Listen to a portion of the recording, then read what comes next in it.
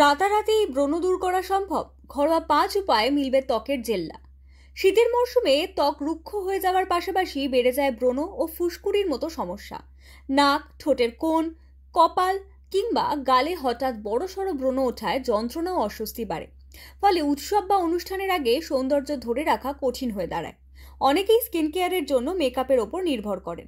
তবে বিশেষজ্ঞরা বলছেন ব্রণ রাতারাতি কমাতে রাসায়নিক নয়, বরঞ্চ ব্যবহার করুন কিছু ঘরোয়া উপায়।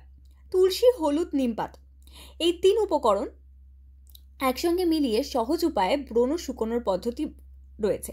বিশেষজ্ঞদের মতে তুলসী ও কাঁচা হলুদের মিশ্রণ প্রদাহ কমিয়ে ব্রণ শুকোতে দ্রুত ফল দেয়। দিনে 3 বার ব্যবহার করলে একদিনের মধ্যেই ব্যবধান বোঝা যায়। নিমপাতা ও গোলাপ জলের প্যাকও অ্যান্টিসেপটিক হিসেবে কাজ করে, ব্যথা ও জ্বালা কমায়। সংবেদনশীল ত্বক বাদে অন্য ত্বকে লেবুর রস ব্যবহার করলে ব্রণের দাগ ফিকে হয়ে যায়। ত্বক শান্ত রাখতে চন্দন বাটার ব্যবহারও উপকারী।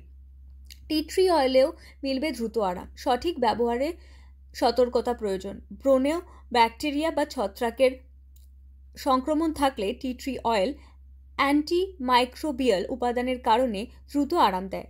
তুলোয় করে সরাসরি ব্রণের ওপর লাগানো যায় এবং জলের সঙ্গে মিশিয়ে ব্যবহার করা যায়। বিশেষজ্ঞদের পরামর্শ অনুযায়ী যে কোনো টোটকা প্রয়োগের সময় স্কিন প্যাচ টেস্ট করা জরুরি।